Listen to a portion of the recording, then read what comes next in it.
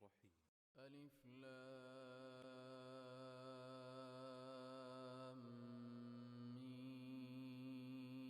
ميم را. تلك آيات الكتاب والذي أنزل إليك من ربك الحق ولكن أكثر الناس لا يؤمنون. الله الذي رفع السماوات بغير عمد ترونها ثم استوى على العرش وسخر الشمس والقمر كل يجري لأجل مسمى يدبر الأمر يفصل الآيات لعلكم بلقاء ربكم توقنون. وهو الذي مد الأرض وجعل فيها رواسي وأنهارا ومن كل الثمرات جعل فيها زوجين اثنين يغشي الليل النهار إن في ذلك لآيات لقوم يتفكرون. وفي الأرض قطع متجاورات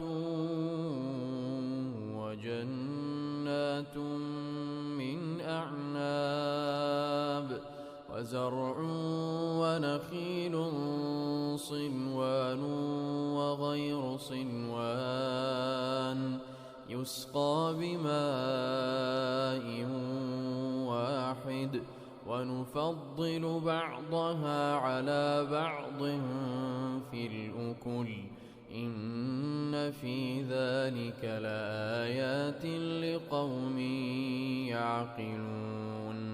وإن تعجب فعجب قولهم أإذا كنا ترابا أإنا لفي خلق جديد أولئك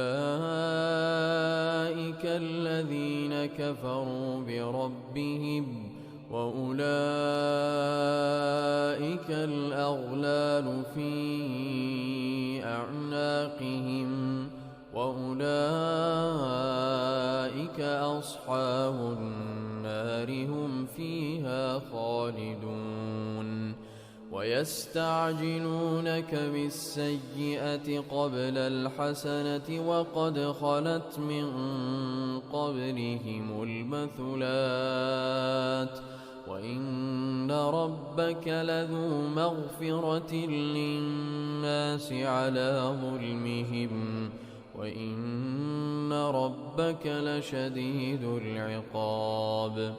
ويقول الذين كفروا لولا أنزل عليه آية من ربه إنما أنت منذر ولكل قوم هاد الله يعلم ما تحمل كل أنثى وما تغيض الأرحام وما تزداد وكل شيء عنده بمقدار.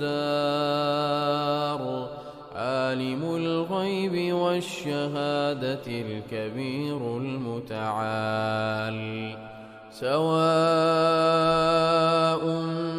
منكم من أسر القول ومن جهر به ومن هو مستخف بالليل وسارب بالنهار.